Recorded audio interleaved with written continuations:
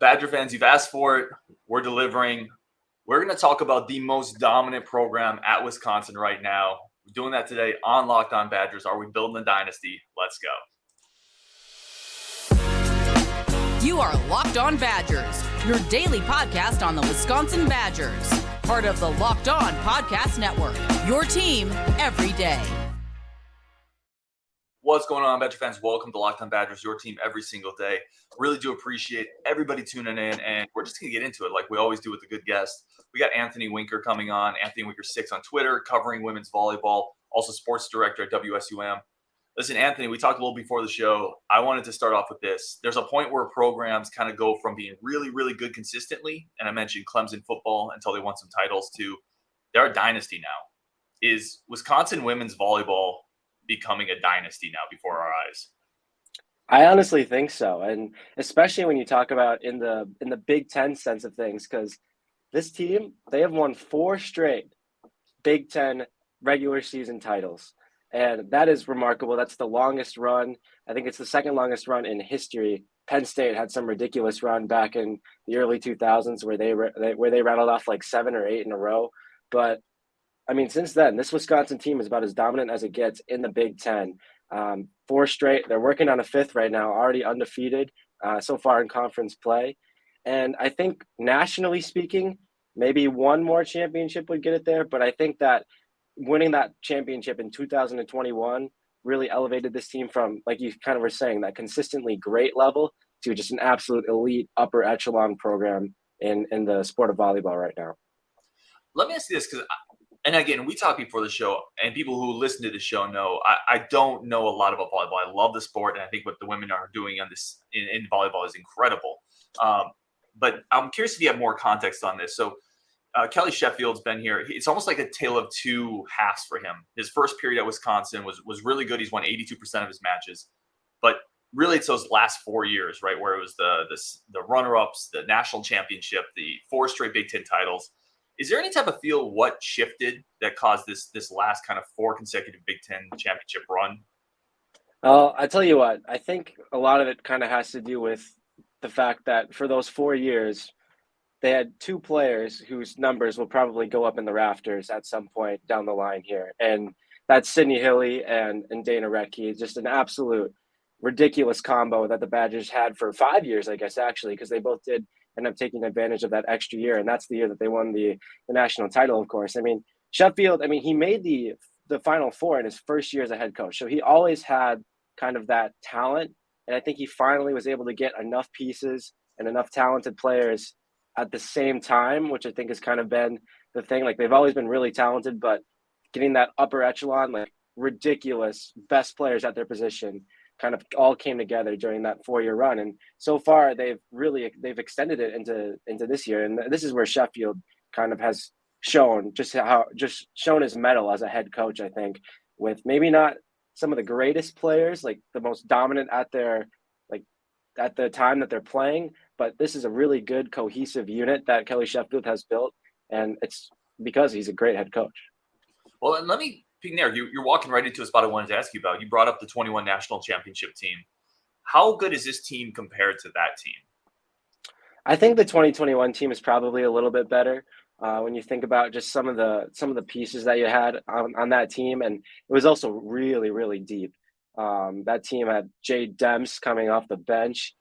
Grace Loberg was in a 6 rotation outside at that time, and the team this year, they have a lot of good pieces, but nobody's as good as Dana Rettke is. I don't think either of Wisconsin's 2 setters, Izzy Ashburn or MJ Hamill, are as good as Sydney Hilly was for the Badgers that year. But again, there's no reason why this team can't do exactly what that team did and win a national championship. It's just that 2021 team was special, and they were just that last dance kind of mantra where they all came together. They had one goal, one purpose, to win that national championship that year, and they got it done. So that team is probably you're talking about a team in that 2021 team that's one of the greatest ever in volleyball, I think. And this team maybe doesn't reach that level, but they could at least accomplish the same exact thing as that team did. I really want your perspective on this too, because you talked about that 21 team and seeing that and how it was really an incredible thing to see. You're still on campus now. What is the fan perspective, the student perspective, the energy around the program for the women's volleyball team?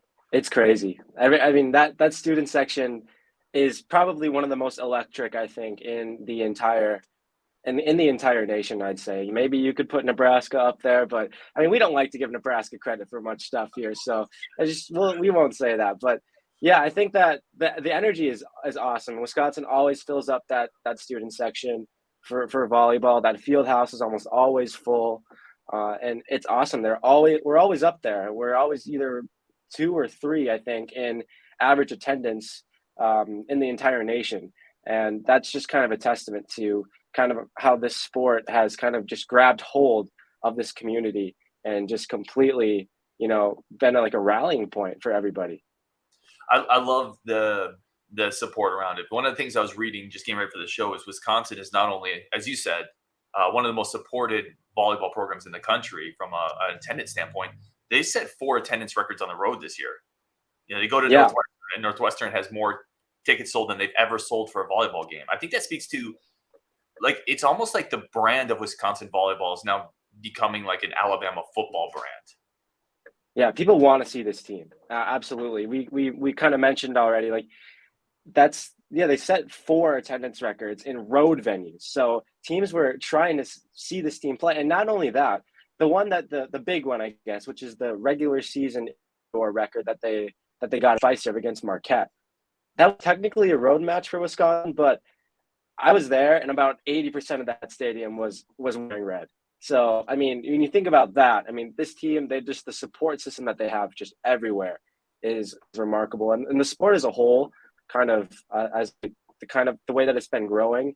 I mean, a lot of people are kind of in the boat that you are, Ryan, where they're kind of just starting to get into it a little bit. And that's not a detriment to you in any way. It's just kind of the way that the sport has been growing as a whole. I mean, they've been setting attendance records everywhere this year, and they're getting viewership records on TV. And I know we just said we don't want to give Nebraska credit for too much, but they did do something really cool where they set a women's sporting event record with 93,000 people watching a volleyball match live at their football stadium. So it's just a testament to kind of not only this team, I guess, Wisconsin, but the volleyball as a whole is just exploding on a national level. What is that game? Wisconsin's traveling. The first match against Nebraska this year is a road game. They're going to Nebraska. What is that environment going to be like? Because both these teams right now, it's 1 and 2 in the country essentially. They're powerhouses. What is that environment going to be like when they go down to Nebraska?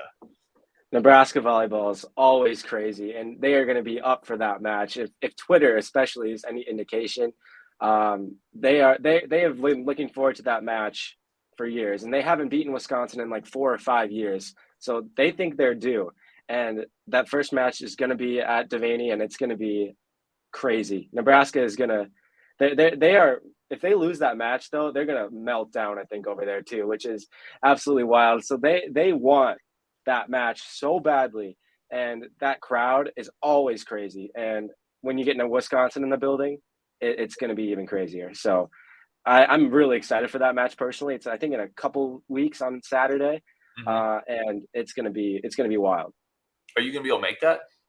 I don't think so. It's a road match, so that's tough. We don't really travel too much for anything like that, but I'll definitely try to be at the one that is here at the field house, but that is also kind of Thanksgiving weekend. So I don't know. We'll see. We got to take a quick break with Anthony. This is awesome. We're coming back. We're going to talk biggest win of the year. I think I know what he's going to go with there.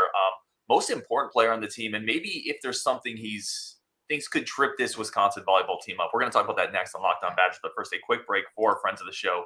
A quick second to say thank you to everybody tuning in. But first, we do have to talk about our sponsors, our friends. The first one is LinkedIn. Listen, Anthony would attest to this. Coach Sheffield would attest to this. You have to find the right pieces to put together the right championship teams. We've seen it in Madison with the volleyball team. LinkedIn helps you do that on the corporate side. They have incredible tools to help screen out people who have no business coming into the interview process, have no business being there. And it's frankly, just don't waste anybody's time. That's what LinkedIn does. They get rid of the time waste. connect you with the right people, at the right time, for the right opportunities. And it's why small businesses continue to rank LinkedIn Jobs #1 in delivering hires compared to leading competitors. LinkedIn Jobs helps you find the qualified candidates you want to talk to faster. Post your job for free at linkedin.com/lockedoncollege. That's linkedin.com/lockedoncollege to post your job for free. Terms and conditions do apply. Today's show is also brought to you by our good friends over at FanDuel. FanDuel is America's #1 sports book. Fast, safe, secure, incredibly easy to use. I had I forgot to put it up here. I had somebody on Twitter tell me they're putting their FanDuel money on the Bucks, and I was like, no. Phoenix Suns. Let's go. Ride with me on this one. Suns, Niners, Braves. And if you want to get spicy, you want to add some Tabasco into your FanDuel bet, go Badgers to win the Big Ten title too. It's not impossible here. You win that Ohio State game, I don't know. You don't even need to win the Ohio State game. You're going to get into the Indy because the West is terrible. So go to FanDuel right now. New customers get $200 in bonus bets guaranteed when you place a $5 bet. That's $200 in bonus bets, win or lose. It's a great time to do it. FanDuel, the official sports betting partner of the NFL. Visit FanDuel.com/lockedon and kick off the NFL season. All right, let's get Anthony back in and continue this conversation here. Anthony, I mentioned before I kind of let you go for the friends of the show, the sponsors. Biggest win of the year. I think I know where you're going to go here, but I want you to kind of talk about it a little bit. Yeah, I mean, it's definitely the road match at Florida. That's probably what you were thinking. Yep. But yeah, Wisconsin, they got a reverse sweep there. And it was really a tough win. That team showed so much grit. Obviously, we can't talk about that win without acknowledging the fact that Florida did lose Alexis Stuckey, their All-American setter, in the middle of the second set. And they weren't the same after that, which is, to be kind of expected. That's essentially the setter. That's your quarterback in volleyball. And if you lose your quarterback in football, you kind of know that the team isn't really the same after that, if you don't have like 5-star after 5-star behind them, of course. But, I mean, Florida, they had Kennedy Muff come in, and she did okay. But, I mean, Wisconsin, they took the match over after that. And you have to credit them. Even though Florida lost their setter, Wisconsin still went into a raucous road environment, one of those 4 record-setting environments that Wisconsin played in on the road, and rattled off 3 straight sets. And no matter who you're playing against, that's a top 3 team that you just went in there and won 3 sets in a row on. So you have to give them credit for that. Even though Florida may have lost their setter, you have to credit the Badgers for going in there. After dropping the first 2 sets, they easily could have just rolled over. But Kelly Sheffield and the whole team wouldn't let that happen. And they went in there, and then they won the next 3. And that takes grit, and this team has it in spades. Well, and you mentioned the cohesiveness of the team. Like, it's a great team. You continue to kind of use that togetherness, grittiness. I do want to ask you, we mentioned some of the stars in previous years, Dan Recchi, for example. Is there a star on this team? Like, who's the biggest star on this team? I would have to probably go with Devyn Robinson as the best player on this team. She's been there year after year and produced that back to even when that national championship team was, she was a part of that squad that won that team and a big part of it. And now she's gotten really way better as she's progressed here. Senior now. And on that right side, she's been doing absolute work for Wisconsin. So I'd say probably Devyn Robinson would be the best player on this team. What about most important player? Does that change the equation for you? I think we lost Anthony. No. Sorry, the lights just went off in this room that I was on. I don't really know. I was trying to get it back, but that's okay. The most important player, I would probably have to say it's Julia Orzol, Wisconsin's libero this year. She's just such a do-everything player for Wisconsin, and she was an outside for the past 2 years. She's junior now, and was able to step into this libero position, and really she hasn't missed a beat. And it's been really impressive the things that she can do. Defensively speaking, she's Wisconsin's best passer by far, and that's something that Wisconsin definitely needs. And she really, just defensively speaking, the fact that she is still able to be just as good, and I feel like just as valuable as she was when she was patrolling the pins in these last couple of years, including as a 6th rotation outside on the Natty winning team in 2021, and to come in there, play a different position, and really be just as good, I think, has been really impressive. Plus, she offers so much depth at other positions if somebody else was to go down. So very important right there for Julia Orzol. And a veteran piece for sure. I thought you may go Orzol on this one, so I did a little prep. Fifth in the Big Ten, 3.67 digs per set. Fourth in the Big Ten with 0.67 aces per set. If I had read this sentence 2 years ago, Anthony, this would have read Greek to me. I didn't know what a libero was. I didn't know what a dig. Like, I didn't know any of this. So I do want to throw it out there because, again, we got a lot of people who just are more football, basketball centric and are getting into volleyball. What is a libero? So the libero is just kind of that defensive specialist kind of player. They never hit, which is obviously adjustment for a player like Orzol. And they obviously, you know that it's them because they're wearing a different colored jersey than the rest of their team. And they're just really the best defensive player on the court. And if you think about it, kind of, they have a bunch of defensive responsibilities. They're like the defensive quarterback, whoever like the linebacker, safety, whatever that's like calling the play sort of defensively. Think of it kind of like that, where they're the most important player defensively on the floor. Like, I think they get like a free substitution. So that's kind of why you would just have that versus a kind of just regular defensive specialist coming in. But I tell you what, it's kind of a position that's really made its way into kind of the international world of volleyball pretty recently, I think. And NCAA has had it for a while. And it's just, think of it like this, for all the new people out there, it's just pretty much the player on the court has the most defensive responsibilities. They don't hit at all, so generally they're the shorter players probably, but they just have tons of defensive responsibility and have to be the best defensive player on the court. That's a great explanation. I want to go here.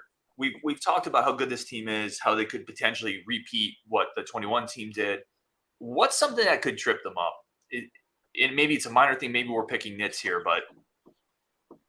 Well, we kind of talked about it, like the libero position, but more specifically, the back row defensive play for Wisconsin has been a little bit suspect this year, specifically the passing.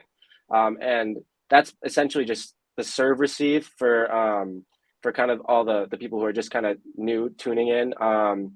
But off the serve, the first contact is the serve receive. And that ball needs to be kind of in a position where the setter can get the ball, set it, and have as many offensive options as possible. You want to be able to have different options because that's kind of what kind of throws defenses off, where if they only have one read, then the block can get set up and it's a lot harder to hit it through. The issue for Wisconsin this year is that they haven't been very good with that. So a lot of the times where the serve comes in, they're either missing it entirely and it's a service ace where they just kind of just don't get it, or the passes just aren't very good and they're out of system and the setter only has like one or two options and the other team's block can get set up. That's been a real issue for Wisconsin this year. They're outside hitters who are really need to be trusted pieces in a kind of receiving pattern. Sarah Franklin and Temi Thomas-Alar have not been very good passing the ball, which kind of has left a lot on Julia Orzol to be Wisconsin's best passer and to cover a lot of court. And then what Kelly Sheffield has been doing recently is he's been subbing in Gulce Gujtikin, who was Wisconsin's libero last year, as a sort of defensive specialist to try to cover for some of those deficiencies. That's something that got Wisconsin eliminated last year, is that they couldn't pass. And if they can't figure that out this year, it might be the same fate. That's a great answer. And it's great insight. And this is, again, why I'm so stoked to get Anthony on the show. Because I think, once again, with guests like him, we get smarter because we're able to listen to you. So really appreciate that. Where can people find everything that you're working on and everything that you're doing? So obviously there's my Twitter down there at Anthony Winker 6. I also do some announcing for Big Ten Plus and WSUM, where I'm the sports director. And then I also write for the Badger Herald, mostly hockey pieces for them. But yeah, that's everything that I do. So love it, man. Any potential at possibly getting you back on the show at some point to talk more volleyball and or hockey? Absolutely. Yeah, I'd love to be back. Appreciate you having me. No, man, it was great. I think we're sorry about the lights here. I don't know what happened here, but completely. I think they can still see me. So complete amateur move, unbelievable. I know. No, it's all good, man. It is really, really grateful to have you on the show. Obviously, volleyball is I'm getting more into it, and we hope to get more and more people into it and continue to spread the word of Wisconsin's dominant program right now, the women's volleyball team. So he is Anthony Winker. I'm Ryan Aarons. Thank you so much for joining Locked On Badgers. More content coming up both today and tomorrow. But thank you again on Wisconsin, and we'll talk later.